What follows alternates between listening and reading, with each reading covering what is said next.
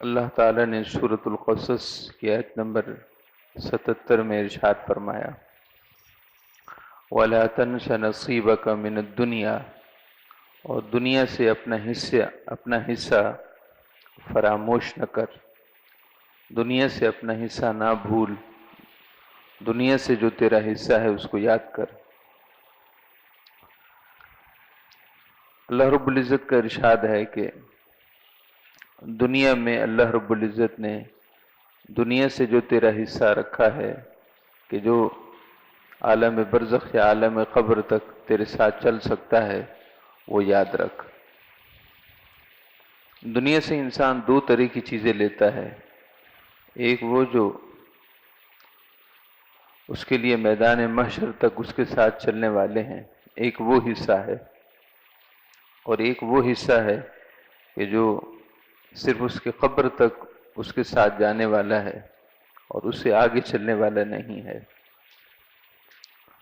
وہ حصہ جو میدان محشر تک انسان کے ساتھ چلے گا تو اسے میدان محشر تک اس کے ساتھ آنا ہے، وہ اس کا عمل ہے۔ عمل صالح ہو تو وہ اچھا حصہ ہے، اور خدا نخواستہ اگر عمل سیئ ہو، عمل سیئہ ہو، برا عمل ہو تو وہ انسان کے لیے پریشانی ہے، تکلیف ہے۔ دوسرا حصہ وہ ہے جو اس کی قبر تک اس کے ساتھ جائے گا، اور وہ بھی اگر اس کے نصیب مقدر میں ہوا، اور وہ اس کا کفن ہے۔ وَلَا تَنْسَ نَصِيبَكَ مِنَ الدُّنْيَا، اور دنیا سے اپنا حصہ نہ بھول، یعنی دنیا سے جو کچھ تیرے ساتھ جائے گا وہ صرف کفن ہی ہے، وہ بھی اگر نصیب ہو گیا، اس کے علاوہ کچھ بھی نہیں ہے۔ حضرت سیدنا سفیان ثوری رضی اللہ تعالیٰ عنہ ارشاد فرمایا کرتے تھے کہ جب میرے سامنے موت کا ذکر ہوتا ہے اور میرے سامنے اپنے آخری وقت مرحلہ موت کی یاد ہوتی ہے تو پھر مجھے دنیا سے کوئی خبر نہیں ہوتی۔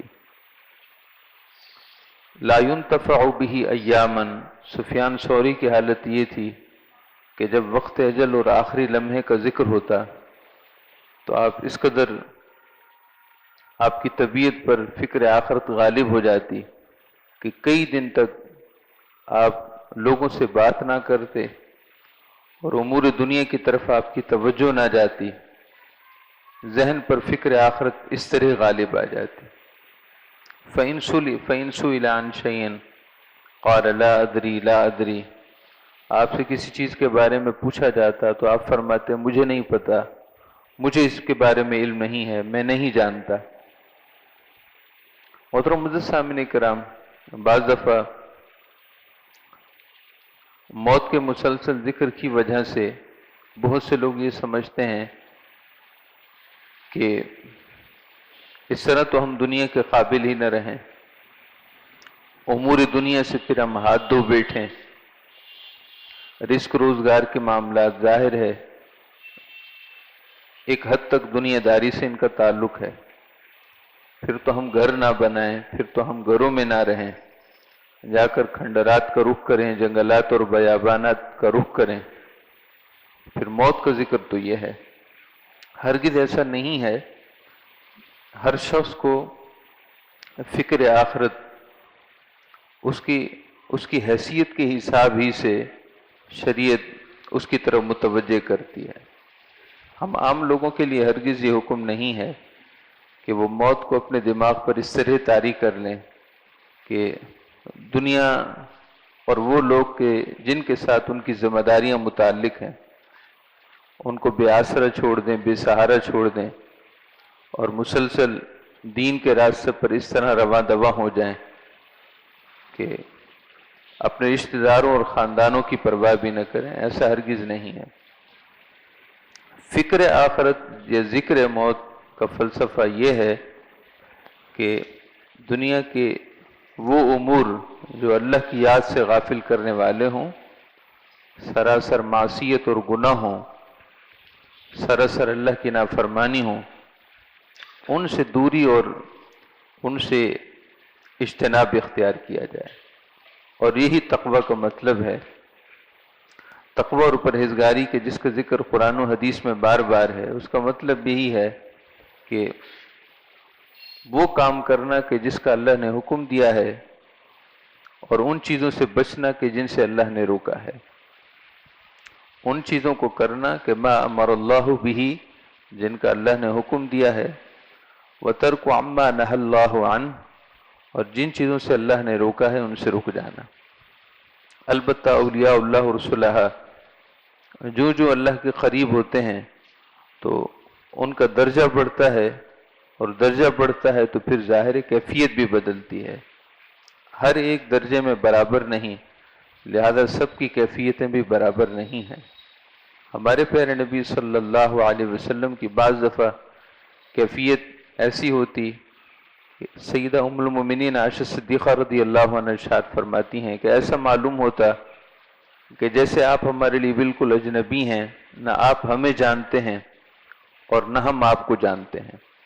بعض دفعہ ایسی صورتحال ہو جاتی، خاص طور پر جب نماز کا وقت ہوتا اور اذان ہو جاتی تو اکثر و بیشتر آپ کی کیفیت یوں ہو جاتی کہ اذان سے قبل، نماز کے وقت سے قبل آپ ہمارے ساتھ مسکرا رہے ہوتے اور ہم آپ کے ساتھ مسکرا رہے ہوتے، لیکن جیسے ہی نماز کا وقت ہوتا، اذان کی آواز آتی تو آپ صلی اللہ علیہ وسلم کی طبع مبارک اچانک بدل جاتی، اور ایسا محسوس ہوتا جیسے آپ ہمیں نہیں جانتے اور ہم آپ کو نہیں جانتے، یعنی بالکل اجنبی کی سی کیفیت ہو جاتی. آپ صلی اللہ علیہ وسلم نے ارشاد فرمایا کہ عقل مند وہی ہے من دان نفسہ وعمل لما بعد الموت. عقل مند وہی ہے جو موت کے بعد کے مرحلے کی تیاری شروع کر دے، اس لیے کہ جو چیز آخر درپیش ہونی ہے اس کے لیے تیاری ضروری ہے. جو سفر آخر کار درپیش ہونا ہے اس کے لیے پہلے سے تیاری ضروری ہے، کیونکہ تشویش کا معاملہ تو ہے ہی نہیں. تشویش کا معاملہ تو ہے ہی نہیں کہ ہو سکتا ہے مریں، ہو سکتا ہے نہ مریں، ہو سکتا ہے موت آئے اور ہو سکتا ہے موت نہ آئے. اس طرح کا کوئی تردد، تشکیک، شک کا معاملہ نہیں ہے. ایک واقعۃ الامر ہے، ایک چیز حقیقتاً ہے، بدیہی ہے. مسلمان تو مسلمان، غیر مسلم بھی اس کا انکار نہیں کرتا. کل نفس ذائقۃ الموت، ہر جان کو موت کا ذائقہ چکھنا ہے. فرق صرف مسلمان اور غیر مسلمان کا یہ ہے کہ مسلمان کا عقیدہ بالکل واضح ہے کہ مرنے کے بعد اللہ تعالیٰ کی بارگاہ میں پیشی برحق ہے اور سارے اعمال کا جواب دینا ہے، اچھے ہیں یا برے ہیں، اور اس کے بعد اس کا پھر نتیجہ بھی ہے، اور نتیجہ دائمی ہے. نتیجہ لمحوں دو لمحوں کا نہیں ہے، نتیجہ کچھ سالوں اور صدیوں پر محیط نہیں ہے، نتیجہ ہمیشہ کا نتیجہ ہے. اچھا نتیجہ تو ہمیشہ کے لیے نعمتیں ہیں، خدا نخواستہ اگر برا نتیجہ ہے تو پھر ہمیشہ کے لیے پریشانی ہے. حضور نبی اکرم صلی اللہ علیہ وسلم نے ارشاد فرمایا کہ الکیس من دان نفسہ وعمل لما بعد الموت. عقل مند وہ ہے جو ما بعد الموت، مرنے کے بعد کے معاملات اور مراحل کی تیاری قائم رکھے. تیاری کرنے کا ارادہ نہیں بلکہ تیاری کر کے رکھے، اور وعمل لما بعد الموت، اور اپنی خواہش نفس پر غالب آ جائے. خواہش نفس اس کی کنٹرول میں ہو، ضبط میں ہو. ایسا نہ ہو کہ خواہش نفس اس کو استعمال کر رہی ہو، بلکہ وہ خواہش نفس اس کے ماتحت ہو. جائز طریقوں اور جائز راستوں میں خواہش نفس کو پورا کرے، اس لیے کہ طبعی تقاضا ہے. انسان اپنی طبیعت سے نہیں بھاگ سکتا، انسان اپنی طبیعت سے نہیں بھاگ سکتا. خواہش نفس یہ انسان کا طبعی تقاضا ہے، مگر جائز راستے پر پورا کرے. شوہر کو چاہیے کہ بیوی، اور بیوی کو چاہیے کہ شوہر، وہ ایک دوسرے سے خواہش نفس جائز طریقے پر پوری کر سکتے ہیں. باقی اس کے علاوہ جتنی بھی صورتیں ہیں وہ ناجائز ہیں اور ان کی پکڑ ہونی ہے. خواہش نفس تم پر غالب نہ ہو بلکہ تم خواہش نفس پر غالب رہو۔ حضرت سیدنا ابو علی الدقاق رضی اللہ تعالی عنہ، جو مشہور و معروف صوفیاء میں سے ہیں، آپ نے ارشاد فرمایا کہ اپنے آخری وقت کو بکثرت یاد کیا کرو، اور بکثرت کا مطلب یہ ہے کہ تصور اور دھیان میں ہر وقت اپنا آخری سفر، وہ اپنا آخری سفر کہ جس سفر کا اختتام موقف بین یدی اللہ میں ہونا ہے، اللہ کے حضور حاضر ہونا ہے، وہ منزل جس سفر کی ہے اس سفر کو یاد رکھو، سفر آخرت کو یاد رکھو، اور اس کو بکثرت یاد کرنے والا دنیا میں بھی نفع میں ہے اور آخرت میں بھی نفع میں ہے۔ من اکثر من ذکر الموت اکرم بثلاثت اشیاء، جو اپنے آخری وقت کو بکثرت یاد کرے اسے 3 نعمتیں دی جاتی ہیں، دنیا میں اسے 3 نعمتیں ملتی ہیں، تعجیل التوبہ وقناعۃ القلب ونشاط العبادہ۔ ارشاد فرمائے کہ ایک تو وہ گناہ پر مصر نہیں رہتا، اپنی موت کو یاد رکھنے والا گناہ پر مصر نہیں رہتا۔ مصر کا مطلب اصرار، وہ گناہ پر اصرار نہیں کرتا، گناہ پر ہمیشگی نہیں ہوتی، وہ گناہ پر ڈٹا اور جمع نہیں رہتا، بلکہ بہت جلد پلٹ آتا ہے، بہت جلد واپسی کا راستہ لیتا ہے، بہت جلد اپنے گھر پلٹ آتا ہے، بہت جلد اپنے آپ کو صحیح راستے پر گامزن کر لیتا ہے۔ تعجیل التوبہ، توبہ عربی زبان کا لفظ ہے جس کا مطلب ہوتا ہے پلٹنا، واپس آنا، پلٹنا، واپس آنا، یہ توبہ کا مطلب ہے۔ اور توبہ اصل میں توبہ الی اللہ ہے، جیسے کہ اللہ پاک کا ارشاد ہے توبوا الی اللہ، اللہ کی طرف پلٹ آؤ۔ بلکہ ایک جگہ اللہ پاک نے ارشاد فرمایا کہ ففروا الی اللہ، اللہ کی طرف پلٹنے میں دیر نہ کرو، بلکہ جس طرح کوئی بھاگ کر واپس آتا ہے اس طرح اللہ کی بارگاہ میں بھاگ کر واپس آؤ۔ دیر نہیں چاہیے، تاخیر نہیں چاہیے۔ کیا خبر ہم کہ ہم دھیرے دھیرے اللہ کی طرف پلٹ رہے ہوں، چھوٹے چھوٹے قدموں کے ساتھ، اور درمیان میں موت راستہ کاٹ دے، درمیان میں وقت اجل ہمارا راستہ کاٹ دے۔ لہذا لمحوں کی تاخیر کیے بغیر اللہ کی بارگاہ میں دوڑ کر پلٹ آؤ، جلدی پلٹ آؤ، تاکہ تم صحیح راستے پر چل رہے ہو اور اس حال میں موت آئے۔ اللہ کی شان ہے، اللہ کا فضل اور اس کا کرم ہے، راستے پر چلنے والا منزل تک نہ پہنچا ہو تو وہ مسافر ہی کہلاتا ہے، اسے منزل تک پہنچنے والا نہیں کہا جاتا۔ ایک شخص یہاں سے سفر کرے اور اس کا ارادہ ہو لاہور تک جانے کا مثلاً، اور راستے میں اگر اس کا سفر منقطع ہو جائے تو اس کو مسافر ہی کہا جائے گا، یہ نہیں کہا جائے گا کہ وہ اپنے مقصد اور منزل تک پہنچا ہے، وہ مسافر ہی ہے۔ لیکن اللہ کی رحمت، اللہ کا فضل اور اللہ کا انعام کتنا بڑا ہے، اللہ کی شان اور اللہ کا کرم اپنے بندوں پر کتنا زیادہ ہے کہ وہ فرماتا ہے کہ میرے راستے پر چلنے والے ہو جاؤ، منزل تک نہ بھی پہنچو گے اور موت آئے گی تو ہمارے ہاں یہ لکھا جائے گا کہ تم منزل تک پہنچ گئے۔ مسافر بنو، ہماری راہ کے مسافر بنو، ہماری جستجو میں رہو، ہماری ذات کے متلاشی رہو، اپنا اصل مقصد حیات فراموش نہ کرو کہ جس مقصد کے لیے ہم نے تمہیں پیدا کیا ہے، اس مقصد کی ٹوہ میں رہو، اس مقصد کی لگن میں رہو، اس مقصد کے جذبے میں رہو، اپنے اس مقصد کو ہمیشہ نگاہوں میں رکھ کر چلتے رہو، دوڑتے رہو، بھاگتے رہو، مگر کہلواؤ ہمارے مسافر کہلواؤ۔ کوئی پوچھے کہ کہاں جانا ہے تو تم جواب دے سکو کہ اللہ تک جانا ہے۔ دائیں بائیں بھٹک نہ جاؤ، بہک نہ جاؤ، اگر راستہ بھول جاؤ گے تو ہماری راہ کے مسافر نہیں کہلواؤ گے۔ تو حضرت ابو علی الدقاق ارشاد فرماتے ہیں کہ انسان ہے، خطا کا پتلا ہے، غلطی ہو جاتی ہے، لیکن موت کو بکثرت یاد کرنے والا راستہ اگر بھول بھی جائے تو واپسی جلدی آتا ہے، اپنی راہ کی طرف جلدی پلٹتا ہے، اسے موت جلد ہی متنبہ کر دیتی ہے، اسے سائن دے دیتی ہے کہ آپ غلط ہیں، اسے علامت اور کوئی نہ کوئی ہدایت کی کرن نظر آ جاتی ہے، وہ سمجھ جاتا ہے کہ دائیں بائیں میں کہیں بہک گیا ہوں۔ اس کے برعکس جو موت کو یاد نہ رکھے، وہ راستے سے جب دائیں بائیں پھرتا ہے، ادھر ادھر بھٹکتا ہے، راستے سے نیچے اترتا ہے، تو اسے بہت دیر سے یاد آتی ہے، یا تو یاد ہی نہیں آتی یا تو بہت دیر سے یاد آتی ہے کہ میں غلط ہو گیا ہوں۔ اس لیے آپ صلی اللہ علیہ وسلم نے ارشاد فرمایا کہ اگر غلطی ہو جائے، گناہ ہو جائے تو پلٹنے کی جلدی کرو،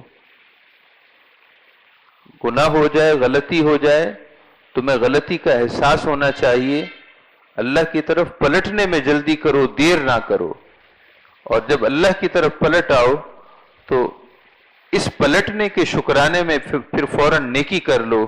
اس طرح وہ جو راستے سے بہکنے کا ایک گناہ ہوا ہے، اس کا کفارہ ہو جائے گا۔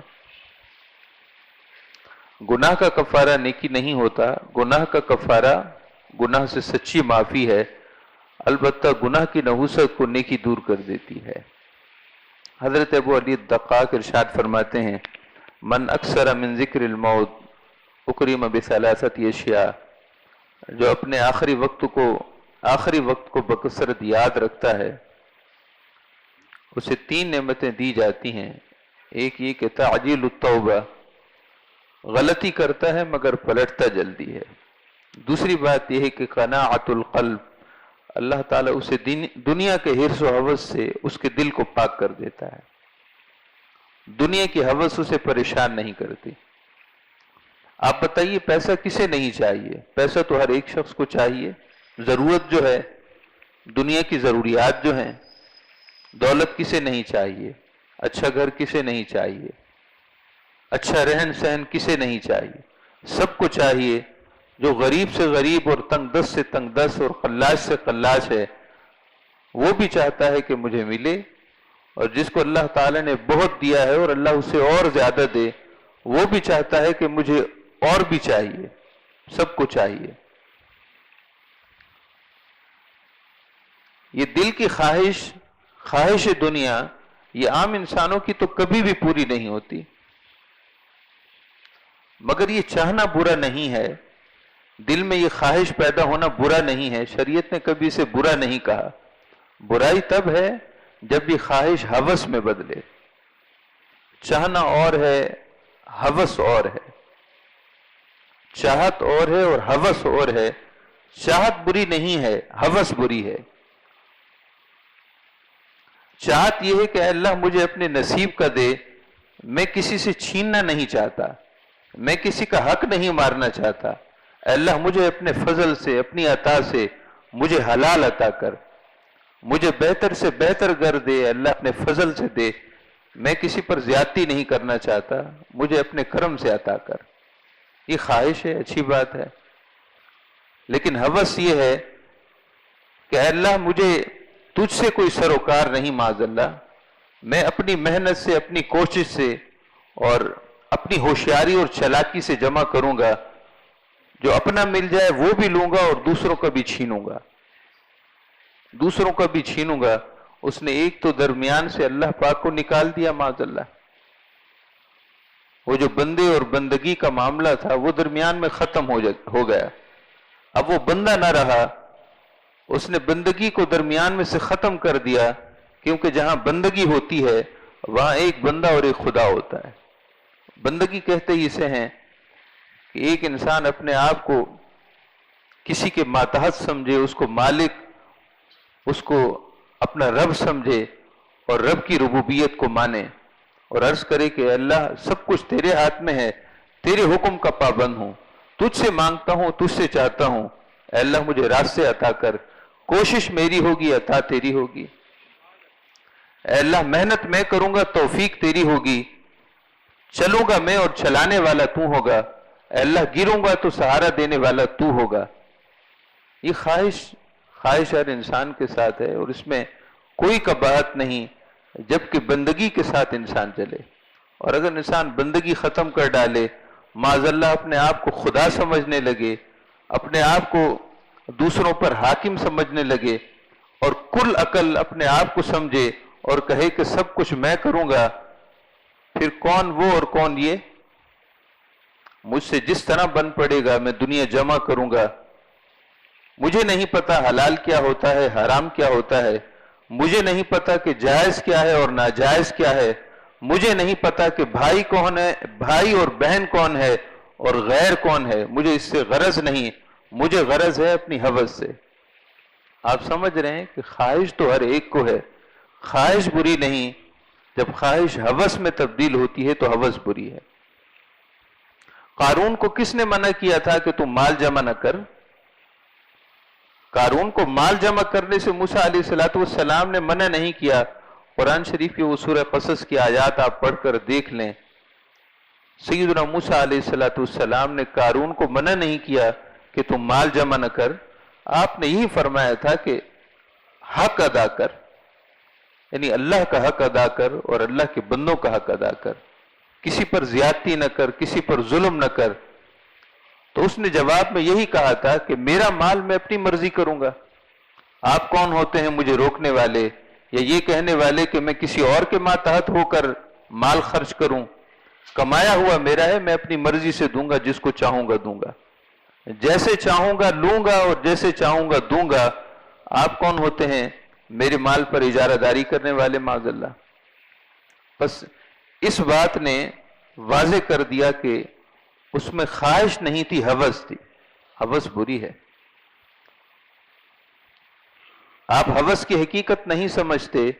ہوس کا مطلب یہ ہوتا ہے کہ انسان اندھا ہو جائے، اسے اپنے پرایوں کی پہچان نہ رہے۔ ہوس انسان کو اندھا کر دیتی ہے، اسے اس طرف متوجہ نہیں کرتی کہ تم انسان ہو، جانور نہیں ہو، تم جنگل کے کوئی وحشی درندے نہیں ہو کہ جب بھوک لگی اور جب ہوس نفس نے بھوک پیدا کی تو آنکھیں بند کر کے کہیں بھی ہاتھ مار کے نوالا لے لیا۔ یہ تو وحشی درندوں کا کام ہوتا ہے کہ انہیں انسانیت کے معیارات ختم کر دیتے ہیں۔ جو انسان ایسا ہو وہ معیار انسانیت ختم کر دیتا ہے، اسے اپنا وقار نہیں رہتا، اسے یہ بھی احساس نہیں رہتا کہ اس کے ماں باپ نے اس کا اتنا اچھا نام کیوں رکھا تھا۔ ماں باپ نے اتنا اچھا نام چن کر نام رکھا، نام بھی وہ کہ جس میں ابدیت ظاہر ہو۔ عبداللہ نام رکھا، عبد الرحمن نام رکھا، عبد الکریم نام رکھا، کسی کا نام مہربانی اور شفقت سے رکھا۔ اس نے وہ یہ بھی نہیں سوچتا کہ میرا اتنا اچھا نام کیوں رکھا گیا۔ اور اللہ رب العزت نے مجھے انسانیت کی شرف سے مالا مال کیا ہے۔ وَلَقَدْ كَرَّمْنَا بَنِي آدم، ہم نے انسان کو عزت کا تاج پہنایا ہے، وہ سارے شرف بھول جاتا ہے۔ حضرت سیدنا ابو علی الدقاق کی بات مکمل کر لیں۔ آپ نے ارشاد فرمایا کہ اپنی موت کو یاد رکھو، اپنا آخری وقت یاد رکھو اور اپنی موت کو قریب سے قریب تر سمجھو۔ اگر یہ کام کرنے میں کامیاب ہو جاؤ گے تو 3 نعمتیں خود بخود آئیں گی۔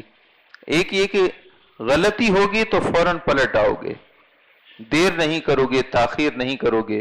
تعجیل التوبہ، اللہ کی طرف پلٹنے میں جلدی کرو گے، یہ نعمت ملے گی۔ دوسری یہ کہ قناعت القلب، تمہارا دل ہوس سے پاک ہو جائے گا، اللہ تعالیٰ تمہیں قناعت عطا فرمائے گا، یعنی حلال کماؤ گے، حلال کھاؤ گے، بھلے دنیا جمع ہو جائے مگر خواہش رہے گی، ہوس میں نہیں بدلے گی۔